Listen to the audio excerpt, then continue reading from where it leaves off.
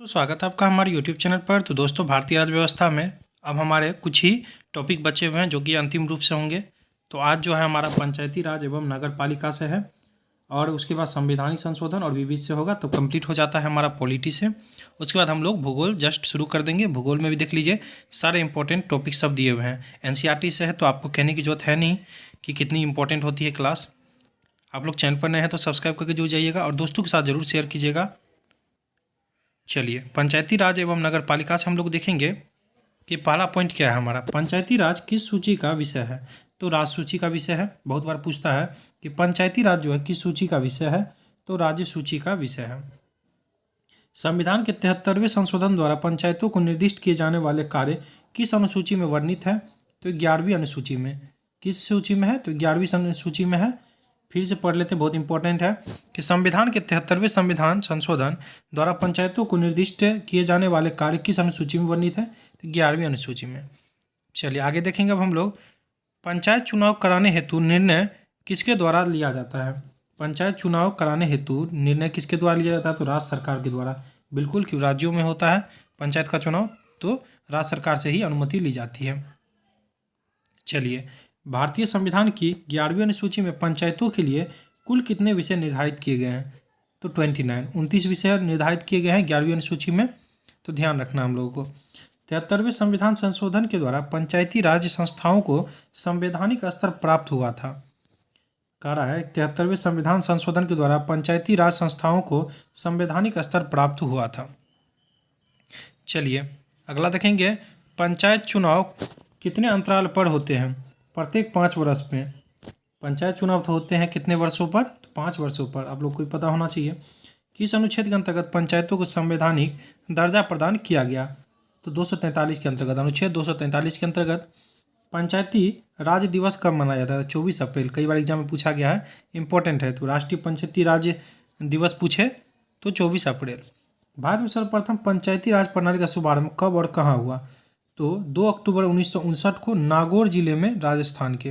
ध्यान रखिएगा, नागौर में हुआ था, राजस्थान के। बहुत बार पूछा गया है कि पंचायती राज प्रणाली का शुभारंभ कहाँ हुआ था, तो आपको नागौर में हुआ था, राजस्थान के, और 2 अक्टूबर 1959 में। चलिए आगे हमारा त्रिस्तरीय पंचायती राज प्रणाली स्थापित करने की अनुशंसा सर्वप्रथम किस समिति द्वारा की गई थी? तो बलवंत राय मेहता समिति के द्वारा। बलवंत राय मेहता समिति द्वारा। अशोक मेहता समिति ने पंचायती राज के लिए किस प्रतिमान की संस्तुति की थी? तो 2 स्तरीय। कितनी? तो 2 स्तरीय। ध्यान रखिएगा। पंचायतों एवं नगर पालिकाओं के संबंध में भारतीय संविधान में किस वर्ष प्रावधान किया गया? तो 1993 में। 1993 में किया गया। पंचायती राज को किस संशोधन द्वारा स्वशासन की इकाइयों के रूप में संगठित किया गया? तो भारतीय संविधान के 73वें संशोधन द्वारा। भारतीय संविधान के 73वें संशोधन द्वारा। चलिए आगे देखते हैं हम लोग।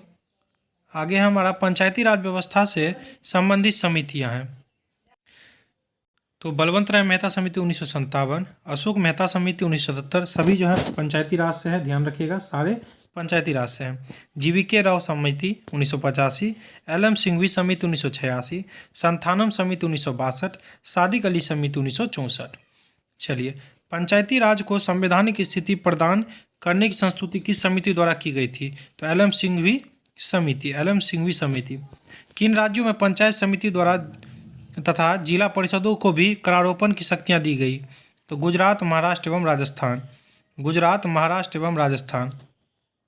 ब्लॉक स्तर पर पंचायत समिति का क्या स्वरूप है? प्रशासनिक प्राधिकरण। ब्लॉक स्तर पर पंचायत समिति का क्या स्वरूप है? तो प्रशासनिक प्राधिकरण।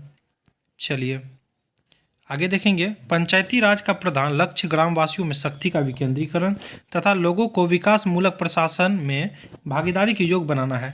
यह लोकतांत्रिक विकेंद्रीकरण को प्रोत्साहित करता है। बिल्कुल करता है, इंपॉर्टेंट है। नेक्स्ट पॉइंट क्या है हमारा, आप देखते हैं कि यदि पंचायत भंग होती है तो कितनी अवधि के भीतर निर्वाचन कराना अनिवार्य है? 6 माह का है। कॉमन है, बहुत बार पूछा गया है, ध्यान रखिएगा। पंचायतों में किन वर्गों के लिए आरक्षण का प्रावधान है? तो महिलाओं के लिए, अनुसूचित जातियों तथा अनुसूचित जनजातियों के लिए, एससी एवं एसटी के लिए और महिलाओं के लिए। चलिए नीचे क्या है हमारा, 11वीं अनुसूची। 11वीं अनुसूची में इसमें पंचायतों की शक्ति एवं उत्तरदायित्व निर्धारित किए गए हैं। इस सूची में 29 विषय हैं। इस अनुसूची को 73वें संविधान संशोधन अधिनियम 1992 द्वारा जोड़ा गया था। आगे अनुच्छेद 243 का 6 जो कि इसके लिए है। 12वीं अनुसूची में क्या है, इसमें नगर पालिकाओं की शक्तियों व उत्तरदायित्व बताई गई है। इस सूची में 18 विषय हैं। इस अनुसूची को 74वें संविधान संशोधन 1992 द्वारा जोड़ा गया था। इंपॉर्टेंट है, ध्यान रखिएगा। और यह अनुच्छेद 243 का ब। चलिए नीचे 73वें संविधान संशोधन के अंतर्गत महिलाओं के लिए ग्राम पंचायतों में 33% स्थान आरक्षित किए गए हैं। कितने? 33%, ध्यान रखना है। चलिए नेक्स्ट देखते हैं हम लोग। विभिन्न राज्यों में पंचायती राज संस्थाएं क्या करा? पंचायतों का स्तर 1 स्तरीय, 2 स्तरीय, 3 स्तरीय व तो चलिए देखते हैं संस्थाएं पंचायतों के स्तर में। तो ग्राम पंचायत 2 स्तरीय में पंचायत समिति, 3 स्तरीय हो गया क्या? ग्राम पंचायत, पंचायत समिति और जिला परिषद मिलके। 2 स्तरीय ग्राम पंचायत और पंचायत समिति को कहते हैं। उसके बाद जो है 4 स्तरीय पूछे तो सब इसमें जोड़ दीजिए, ग्राम पंचायत भी, अंचल पंचायत, आंचलिक परिषद और जिला परिषद। चलिए अब जो है 1 स्तरीय में कौन कौन से राज्य आ जाते हैं? तो केरल, जम्मू कश्मीर, त्रिपुरा, मणिपुर, सिक्किम। 2 स्तरीय में असम, उड़ीसा, कर्नाटक और हरियाणा। 3 स्तरीय उत्तर प्रदेश, बिहार, महाराष्ट्र, आंध्र प्रदेश, हिमाचल प्रदेश, पंजाब, गुजरात, तमिलनाडु, राजस्थान व मध्य प्रदेश। चलिए और उसके बाद 4 स्तरीय पूछे तो पश्चिम बंगाल, 4 स्तरीय में पश्चिम बंगाल। चलिए आगे क्या कर रहा है हमारा? गुजरात की त्रिस्तरीय पंचायत संस्था है ग्राम पंचायत, तालुका समिति तथा जिला परिषद है। मेघालय, मिजोरम तथा नागालैंड में पंचायतों का गठन नहीं किया गया है। इन राज्यों में 1 स्तरीय जनजातीय परिषदें कार्यरत है। चलिए आगे हमारा कि अन्य पिछड़ा वर्ग को आरक्षण देने का प्रावधान करने के लिए किसे शक्ति प्रदान की गई है? तो राज्य विधानमंडलों को, राज्य विधानमंडलों को। उत्तर प्रदेश में पंचायती राज संस्थाओं में महिलाओं के लिए आरक्षित सीटों की कुल संख्या कुल स्थानों की 1/3 है, कुल स्थानों की 1/3 है। चलिए 73वें संविधान संशोधन अधिनियम का क्या उद्देश्य है? देश में सशक्त, जीवंत पंचायती राज संस्थाओं की स्थापना करना। आगे क्या है हमारा? भारत के किस राज्य पंचायती राज से संबंधित मामलों की सुनवाई के लिए पृथक अपीलीय न्यायाधिकरण का गठन किया गया है? तो केरल में ध्यान रखना है। अनुसूचित जनजाति एसटी से परिपूर्ण किस राज्य में अनुसूचित जनजाति यानी एससी से हेतु आरक्षण का कोई प्रावधान नहीं है? तो अरुणाचल प्रदेश में है। चलिए किसी राज्य के राज्यपाल को उस विशेष राज्य की पंचायतों द्वारा विनियोजित हो सकने वाले करों और शुल्कों के निर्धारण के सिद्धांत के विषय में संस्तुति राज्य वित्त आयोग करता है। नगर पालिका किस संविधान संशोधन से संबंधित है? तो 74वां संविधान संशोधन। नगर पालिका किस संविधान संशोधन से संबंधित है? तो 74वां संविधान संशोधन अधिनियम। 73वां संविधान संशोधन किस व्यवस्था को प्रोत्साहित करता है? तो स्वशासन की व्यवस्था को। किसके? 73वां संविधान संशोधन किस व्यवस्था को प्रोत्साहित करता है? तो स्वशासन की व्यवस्था को। चलिए आगे हमारा राज्य वित्त आयोग का गठन भारतीय संविधान के किस अनुच्छेद के अंतर्गत किया जाता है? तो अनुच्छेद 243 का 1 के अंतर्गत। राज्य वित्त आयोग का गठन भारतीय संविधान के किस अनुच्छेद के अंतर्गत किया जाता है? तो अनुच्छेद 243 के 1 के अंतर्गत। चलिए आगे देखेंगे अब हम लोग। पंचायत समिति के सदस्य किस चुनाव पद्धति से चुने जाते हैं? बहुत इंपॉर्टेंट, जनता द्वारा प्रत्यक्ष रूप से। किसी भी बीपीएल परिवार का वयस्क सदस्य महात्मा गांधी राष्ट्रीय ग्रामीण रोजगार गारंटी अधिनियम के अंतर्गत लाभ प्राप्त करने का पात्र होता है। महात्मा गांधी राष्ट्रीय ग्रामीण रोजगार गारंटी योजना में आयोजन बनाने, संपादन करने व क्रियान्वयन का उत्तरदायित्व किसका है? तो ग्राम पंचायत का है, बिल्कुल है ग्राम पंचायत का। भारत के किस राज्य में पंचायतों में अल्पसंख्यकों के लिए आरक्षण प्राप्त है?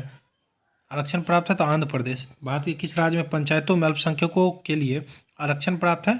तो आंध्र प्रदेश।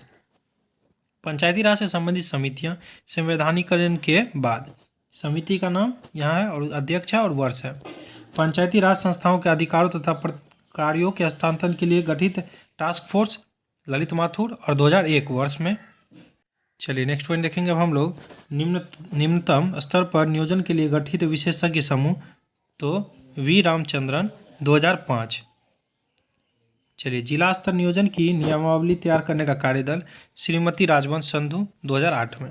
DRDA यानी जिला ग्रामीण एजेंसी के पुनर्गठन के लिए गठित समिति, तो रामचंद्रन ही 2010 में। आम वस्तु एवं सेवाओं की कुशल आपूर्ति के लिए पंचायतों को उत्तोलन की विशेषज्ञ समिति, तो मणिशंकर अय्यर 2012 में। चलिए यहाँ तक तो हो जाता है हमारा। नीचे क्या पॉइंट, और यहीं पे समाप्त होता है हमारा कि नगर पालिकाओं को 12वीं अनुसूची में वर्णित कुल 18 विषय पर विधि बनाने की शक्ति प्रदान की गई है। ध्यान रखिएगा, नगर पालिकाओं को कह रहा है कि 12वीं अनुसूची में वर्णित कुल 18 विषय पर विधि बनाने की शक्ति प्रदान की गई है। चलिए, वीडियो अच्छा लगा तो लाइक कमेंट जरूर कीजिएगा, दोस्तों के साथ शेयर जरूर कीजिएगा। थैंक यू दोस्तों।